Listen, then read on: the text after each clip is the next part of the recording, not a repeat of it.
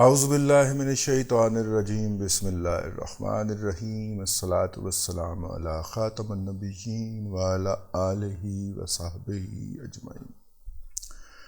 السلام علیکم ورحمۃ اللہ وبرکاتہ۔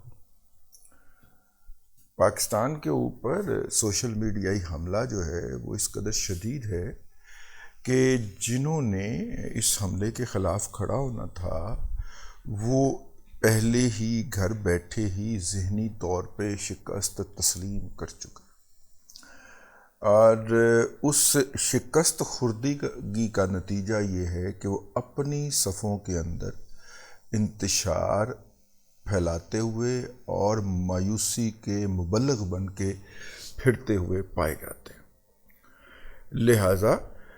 بہت ساری باتیں ایسی ہوتی ہیں کہ جہاں پہ وہ اپنی پارٹی سے اختلاف کرتے ہیں، میجورٹی لوگ جو ہے، اور خاص طور پہ وہ لوگ جو کہ ہار گئے یا ہروا دیے گئے۔ دیکھیے، ایک بات آپ کو غور کرنی چاہیے۔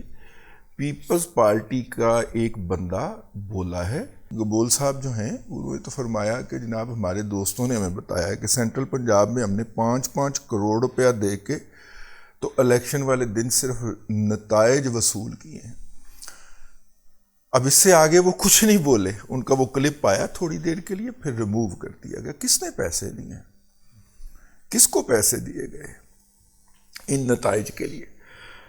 اچھا، پروپیگنڈے کا لیول یہ ہے کہ جن حلقوں کے اندر پی ٹی آئی ہار رہی ہوتی ہے ان کے اوپر بھاگ دوڑ کے یہ جتنے بھی چھکے یا اٹھے ججز ہیں وہ سٹے جاری کر دیتے ہیں، اور جن کے اندر پی ایم ایل این کے بقول ان کے فارم 45 کے ہارنے کی توقع ہوتی ہے، اس کی سماعت روزانہ کی بنیاد کے اوپر شروع کر دی جاتی ہے، اور اس کے لیے کسی قانون، کسی آئین، کسی ضابطہ اخلاق کی کوئی پرواہ نہیں کی جاتی۔ یعنی الیکشن کمیشن کی اختیارات جو ہیں وہ ہائی کورٹ کا جج اختیار کر کے، اور وہ الیکشن کمیشن کے اختیارات جو ہیں اس کو پریکٹس کرنا شروع کر دیتا ہے، اور اس کے تحت وہ ٹریبیونل بنا دیتا ہے جو کہ وہ نہیں بنا سکتا۔ اور اس سے بڑا اس فیصلے کا مذاق کیا ہوگا کہ میں اپنے آپ کو ٹریبیونل کے طور پہ تقرر کرتا ہوں۔ اتنا بغض، اتنی جلدی، اتنی خباثت، اتنی بدنیتی آپ کو یوں سرفس پہ تیرتی ہوئی نظر نہیں آئے گی، لیکن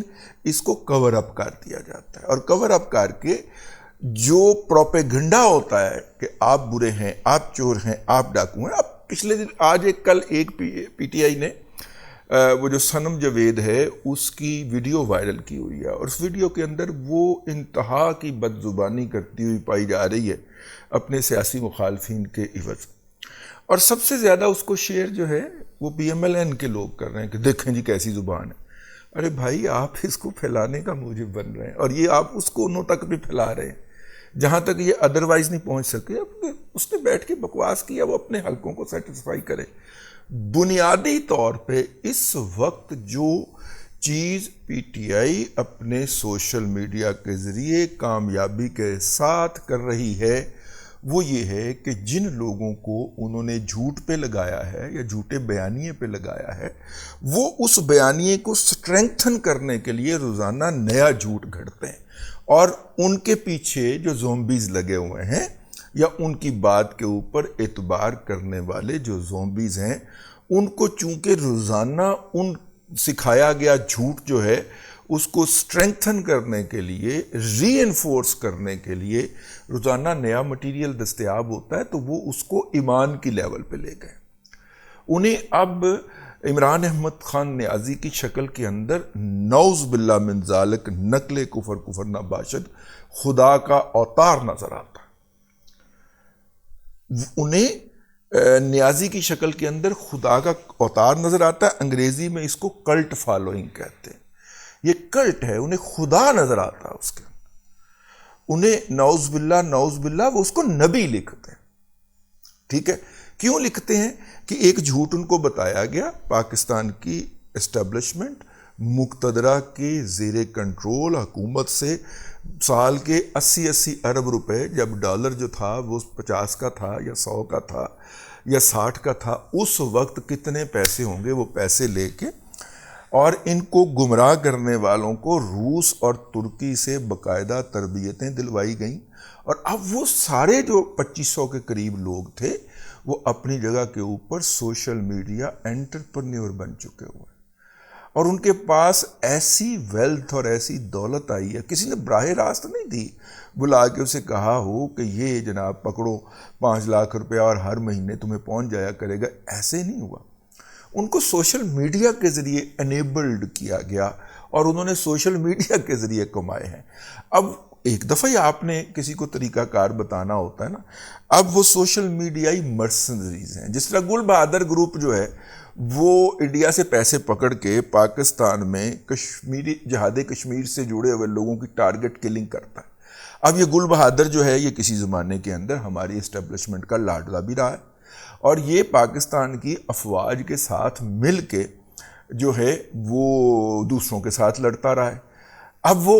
اس کو مطلب آپ نے اس کو بجائے اس کے ساتھ کے اسٹریٹجک پارٹنرشپ کرتے آپ نے اس کو پیسوں پہ لگایا، تو بھائی جان آپ کے پاس تو پیسے کم ہیں نا، جن کے پاس زیادہ ہیں وہ زیادہ پیسے دے کے اس کو ون کر لیں گے، تو کر لیا گیا،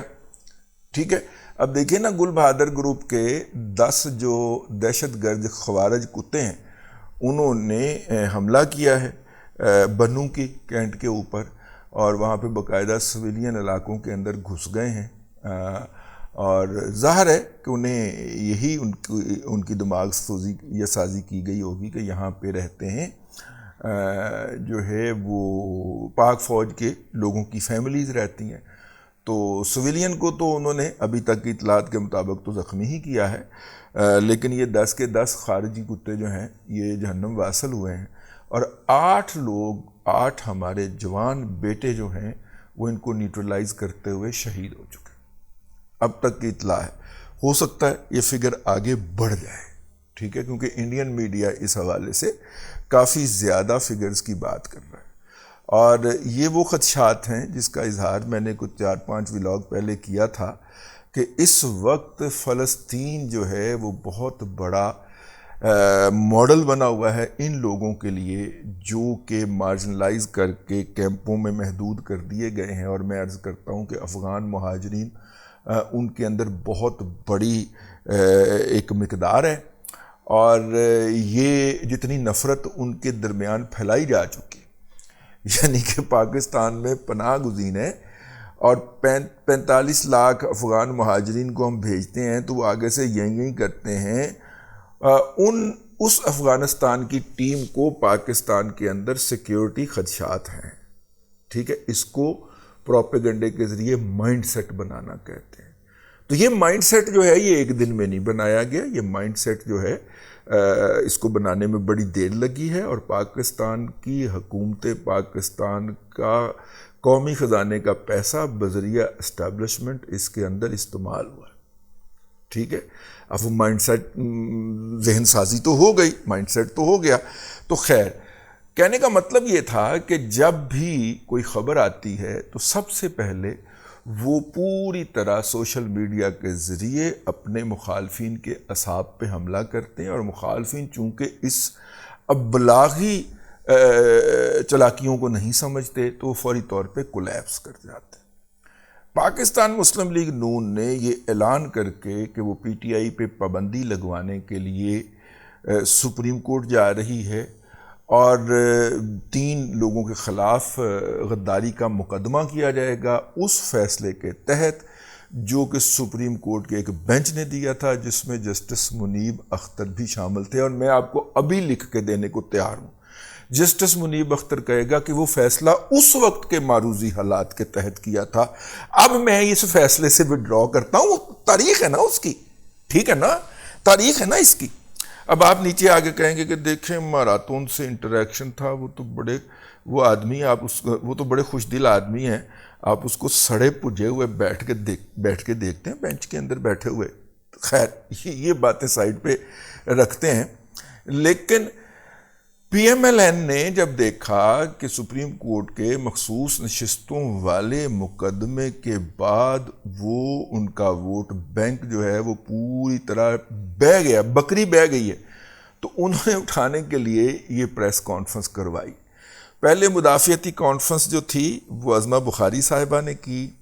اس کے بعد سارے مسلم لیگ نون کے لوگ جو ذہنی طور پہ شکست خوردہ لوگ ہیں وہ بیٹھ اپنے اپنے گھروں میں چھپ گئے، اپنے اپنے بلوں میں چھپ گئے، موبائل بند کر دیے۔ پھر کسی نے کہا ہوئے میڈیا کو تو دستیاب ہو جاؤ، اس سے اگلے دن پھر میڈیا کو دستیاب ہوئے۔ اس کے بعد پھر عطاء اللہ تارڑ صاحب سے پریس کانفرنس کروائی گئی، حالانکہ عطاء اللہ تارڑ صاحب کو اکیلے نہیں بیٹھنا چاہیے تھا، ان کے ساتھ دائیں اور بائیں اتحادی اور اپنی پارٹی کے دو دو تین تین لوگ بیٹھنے چاہیے تھے۔ یہ پریس کانفرنس کرنے کے لیے زیادہ مؤثر ہوتی، اگر اور کچھ نہیں تو پی ٹی آئی سے ہی سیکھ لو، لیکن یہ کروا کے بیسیکلی انہوں نے اپنے کارکنوں کا جو مورائل ہے، جو جذبہ ہے، اس کو بوسٹ کرنے کی کوشش کی ہے۔ اور مورائل بوسٹنگ جو ہے وہ اس لیے کی ہے تاکہ کچھ جو 4 لوگ ہمارے ساتھ ہیں، یہ بات کرتے ہیں، وہ ہمارے ساتھ جڑے رہیں اور ان کو حوصلہ رہے کہ نہیں ہم میدان کے اندر ڈٹے ہوئے ہیں۔ ورنہ ان دونوں اقدامات کا جو ہے وہ موجودہ سپریم کورٹ کی کمپوزیشن کے بعد بے اثر ہو جانا نوشتہ دیوار ہے، دیوار پہ لکھا ہوا نظر آ رہا ہے۔ سپریم کورٹ نے پہلے کون سے آرڈر جتنے بھی کیے ہیں عمران احمد خان نیازی کے حق میں، کیا وہ پہلے آئین، قانون، ضابطے کے تحت کیے ہیں؟ نہیں نا۔ تو آئندہ بھی انہوں نے جو فیصلے کرنے ہیں اس کے حوالے سے وہ آئین، قانون اور ضابطے کے تحت نہیں کرنے۔ ان کو اسائنمنٹ ملی ہوئی ہے کہ 3 سیٹیں اسلام آباد کی اور 24 سیٹیں سینٹرل پنجاب کی آپ نے پی ٹی آئی کو لوٹانی ہے، اور اس کے بعد پھر عمران احمد خان نیازی کو میجورٹی دلوا کے آپ نے دوبارہ اقتدار میں لانا ہے۔ انہوں نے سپاری پکڑی ہوئی ہے۔ اب اس کے خلاف کوئی مدافعتی اقدامات کر پائیں گے یا نہیں کر پائیں گے، اس کے حوالے سے ہم پھر آپ کو آگاہ کرتے رہیں گے، لیکن عاشوراء محرم کے بعد یعنی 10 محرم کے بعد جو یدھ پڑے گا اس کے اندر ایک سائیڈ جو ہے وہ بڑی ویل آرگنائزڈ ہے اور دوسری سائیڈ جو ہے وہ ڈیسپریٹ ہے۔ ایک ہی اس میں سلور لائننگ نظر آتی ہے کہ جو مطلب بکھری ہوئی، ڈیسپریٹ نہیں ہے، بکھری ہوئی، ایک سائیڈ ڈیسپریٹ بھی ہے اور ویل آرگنائزڈ بھی ہے، اور دوسری سائیڈ جو ہے وہ تتر بتر بھی ہے اور ایک دوسرے کے بارے میں شکوک و شبہات بھی ہیں۔ اب دیکھیے اس یدھ کے اندر کس کو جو بکھری ہوئی ہے اور شکوک و شبہات ہیں، اس میں ایک بات جو ہے وہ پازیٹیو ہے اور سلور لائننگ ہے کہ وہ پر اعتماد بہت ہے۔ اب تک کے لیے اتنا ہی، اگلے ولاگ کے اندر پھر حاضری ہوگی۔ اللہ تبارک و تعالی آپ کو آسانیاں عطا کرے اور آسانیاں خلق خدا میں تقسیم کرنے کی توفیق عطا کرے۔